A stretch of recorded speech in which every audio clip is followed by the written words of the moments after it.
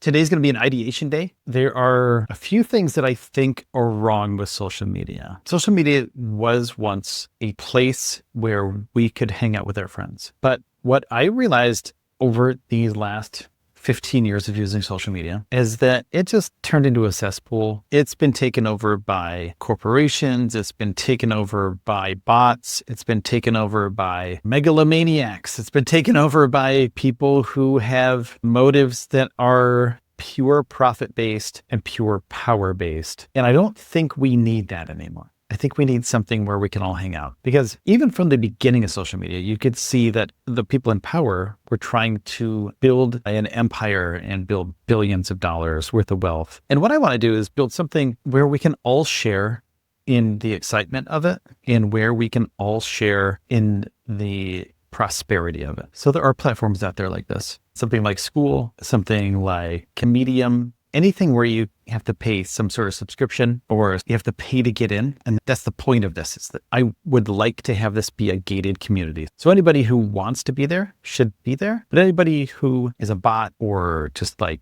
somebody who just wants to post garbage should not be there. So it's going to be gated off. The community is going to do a lot of the moderation in the beginning. It'll be a very small community when we first start. I have some people that I've been testing this with, a little tiny bit testing this idea with, and I do believe it has some traction. And I do believe that when this all rolls together, we can build something really great together. So I have been ideating with Claude since a while ago. Claude, I did a little bit of OpenAI. And my idea at the beginning was, I want to make a Twitter kind of social media. You know how social media is full of rage bait and horrible stuff. What could we build that would be similar, but without the BS? Back when social media was about connecting with friends and not about posting news to get clicks. And then I thought, but I have to pay for my server. I have to pay for everything here. How do I make money? And I was like, probably $10,000 a month will pay for this. How many members do I need till I make 10 grand? At $5 a month, 2,000 members, right? So we just go through the ideas of how do you build it so you just want to come to it. So basically what it's going to be is a subscription where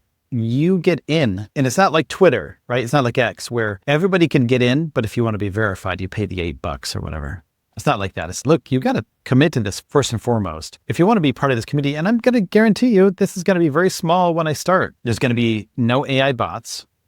If you want to pay a subscription, sure, that's cool. There will be AI bot detection. There will be ways to verify they're a human. And then I also wrote the description for this video with this, because I was like, man, you know what? We have all this idea. We have all this data from this thing. Why don't we write the description through Claude? I don't want it to be a money pit. How can we put safeguards in place to make sure that from day one, we can make a little bit of money so we can pay for the servers and can pay for my Claude subscription basically going forward? Can it cover its own costs from day one so it's never bleeding you? Good instinct, and the honest answer is yes, but it depends on one number you can actually control. Costs at launch are small.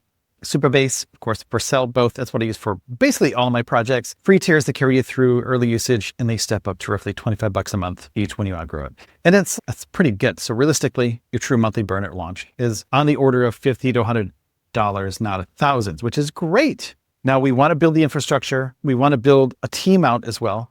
It can't just be me, but I will be building most of this myself. That's the number you have to clear. And it's low on purpose because the stack is cheap until you have real scale, right? Now the trap is your own pricing ladder. So what I'm going to do, and this is what Claude and I came up with, $99 or 99-cent founder tier doesn't cover costs, because that's what I want people to come in with. Just come in, man. 99 cents. You can get in, it's easy. Stripe charges me 30 cents on that cents, so I get 69 cents. 50 founders is about $35 a month. So the founder tier is designed as a loss leader by definition, and that's basically for promo. So if people want to come in here and do their thing, that's great. I want them to come in here. I want them to be part of this, and I want the community to thrive, and I want the community to support the project, because I think it's an interesting project that we should all be part of. It's a real thing. I know that. I don't plan on being rich from it right away or ever, possibly just make some money, whatever. I think it's just an interesting idea, and I want to do this as an interesting concept and a proof of concept here. So 3 levers. Lever 1, an annual option from day one. If you pay $9.99 a year upfront instead of 99 cents per month, gives you the cash now, and you pay Stripe's 30 cents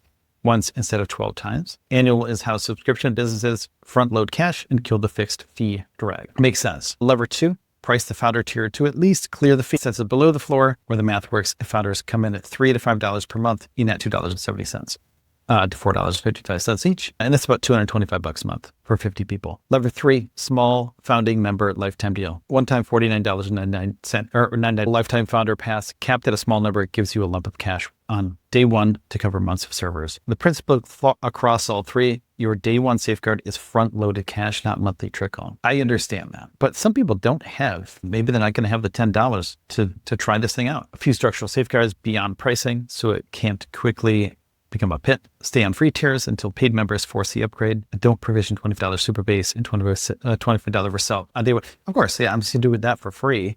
Vercel super base for free. I've done it with so many projects. And I've never had to upgrade, to be honest with you, until the things start popping off. Defer every compute cost. This connects to the images decision. Inference are the first things that cost real commute. And that's exactly why images are v1.1 behind a gate, not launch day. Text is the first thing, right? We're going to do a Discord type text. Watch a 1 ratio, not a dashboard. Monthly net revenue after Stripe versus monthly infra cost. The day net revenue exceeds infra. You're self-funding and it's no longer a pit. It's a business, which is fine. With annual founders, that day is day one, of course. So what I want to point out here is that there are certain things that we can put into place to make this into a viable business right away. 99 cents per month as the only founder option. So the safeguard is real and achievable, but it requires moving off of 99 cents per month as the only founder option because the specific price is structurally below cost after fees. Add annual, nudge the monthly founder price above the fee cliff. So basically we're talking about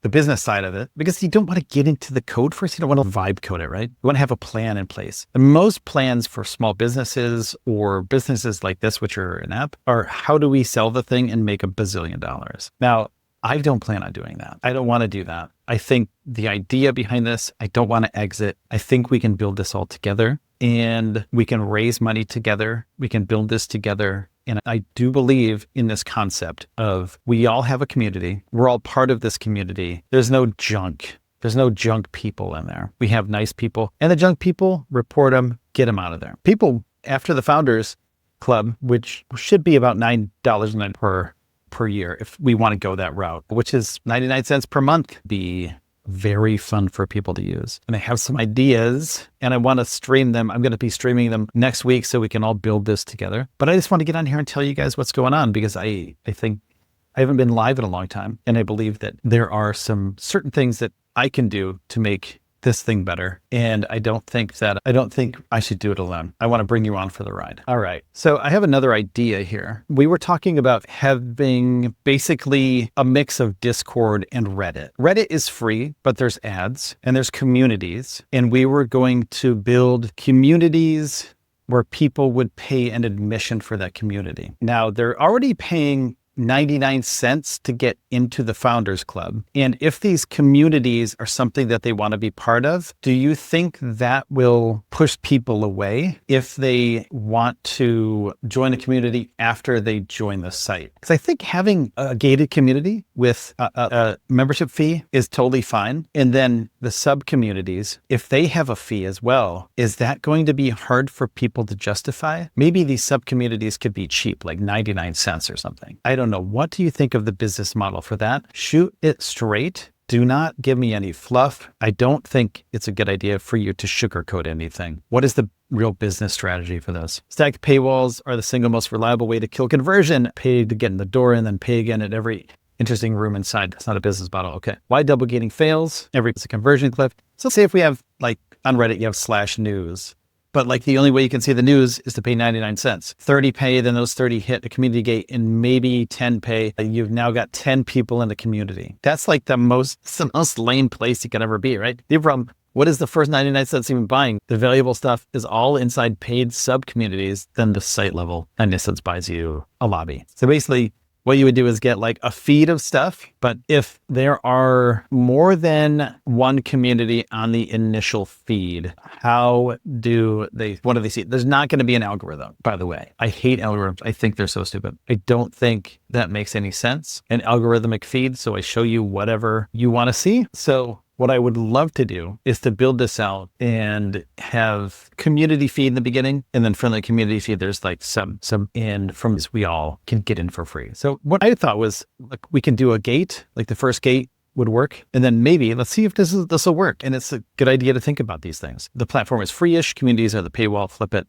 Getting into the site is free or nearly free. And the actual paid product is individual communities, each priced by its owner with you taking a cut. So it's like, that's a school model. You can get in, you can check it out, but each school community is X amount of dollars. Usually it's like an influencer that's trying to make money. Getting in, like you can get a preview. Maybe let's see. Join the site is free. Let's see. So what about if they can get a preview of the site, but they can't post or join anything until they pay? So they can see everything and they can't post, can't comment, can't join voice chat, things like that until they pay a fee. So they could use the site as read only, but they can't actually interact. What do you think of that? So you get in, you check it out. Maybe there's a ton of stuff in there. Maybe there's thousands of posts, but nobody knows about it. Reopens this gaping hole you close.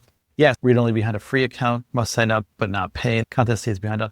And then the other thing is if they sign up, and then if you pay, then you can get into the communities. It keeps the data closed, promise. Mostly intact, no anonymous public access. Read only is good, but only behind a free account, not open to the anonymous web. That preserves the funnel. It collides with the marketplace model from last message. So the model that actually holds together combining this with the last message, free account to access the platform. So free account, you'd have to verify that it's you use your Google account, whatever. Free tier common area is fully readable, where the general activity and the pitch live. So that's where the feed is and all the communities. Paid communities show a preview, sample of content enough to want in, but gate full access and all interaction. You take a cut of each community's fee. Owners earn, you earn. That makes sense, right? Platform-wide pay to interact idea folds into this. Want me to rewrite the business model and invariant sections of build that around this? I like this idea a lot. Please rebuild the build.md file. But I do want to have voice chat eventually similar to Discord. I'm not sure how that would work or how much extra cost that would be, but build that into the build.for future and not current builds. So that could be a paid option as well, though. So we'll see. It's a huge file. And it's cool because we can use free tools to build all of this. We can just build it whenever we feel like it. Now that we have this build.md file, we know the structure, we know the infrastructure, we know the build order, we know what we want, we know what we don't want. What I found is that Claude is the best that I can work with personally. Some people love ChatGPT to do this kind of work, but I enjoy using Claude, and I use Claude for all of my coding now. I haven't hand coded since 2015, I think, which came up with. It's still working. Now, what I said before is that there could be some sort of, I don't know, it's a gated community, right, everybody? Let's see here. See what's going on with this. See what Claude's doing. I think it's going to be interesting. Build.md community platform. So what I'm building today is a paid Reddit, basically. It's like Discord-ish. Single source of truth, work through it in order, top to bottom. Mandatory stop gate after the foundation pays for. What you're building. Community platform that works for strangers who do not know or care who the founder is. That's me, because I told Claude to be like, look, like this is not about me. Reddit style threaded discussion, Discord style spatial layout, real identity, no rage bait mechanics, a long-term business, a marketplace of paid communities that other people run. The platform takes a cut. So basically there's a gate to get in to these communities, not to get into the front gate. Everybody can get in for free. And this is a direct competitor to Reddit and X.com and all the social media. And we're going to take them on because these people are scumbags. There's just garbage throughout all of these social media platforms. It's garbage. There's just people spamming all the time, right?